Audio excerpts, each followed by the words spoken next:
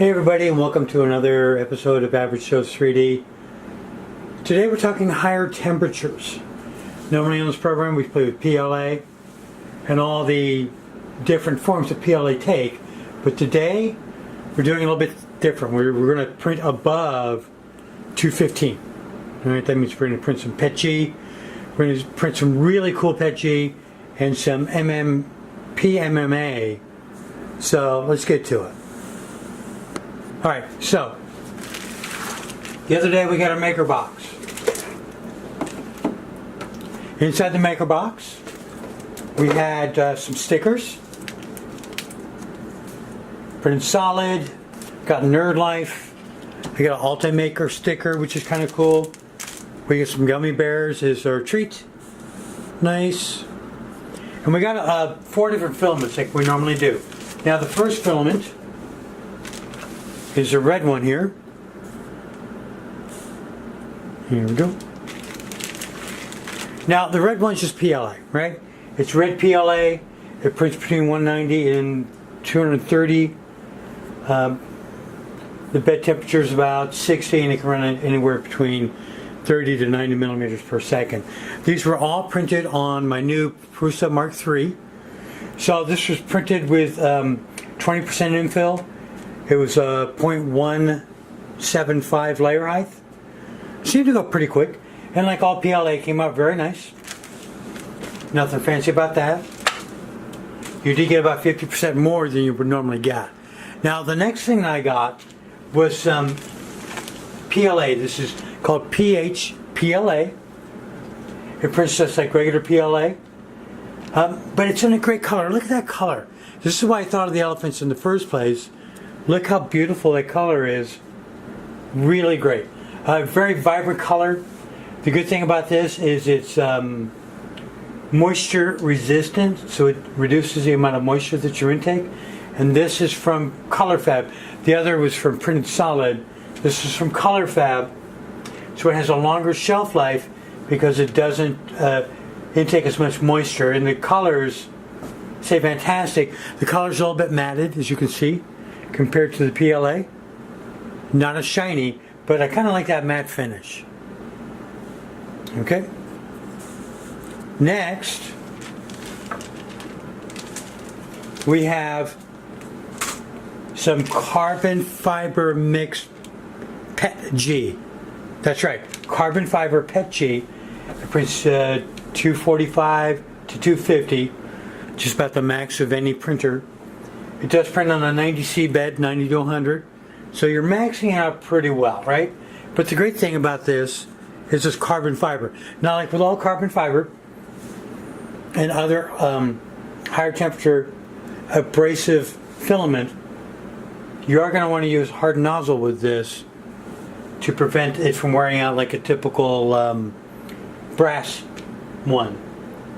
So hard nozzle is a must. I didn't use any kind of special bed on this, besides what I got with my Prusa Mark III.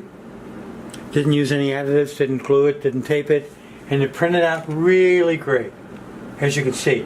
This has all the qualities of ABS, but it prints like PLA. Really good stuff, but it's kind of high. I mean, I normally don't print that high. So I kind of got froggy, right? I'm like, well, if I can do the PETG with my new printer, then surely I can print PMMA. Let me zoom in. So PMMA prints at 245 to 255. Bed has to be 90 to 100.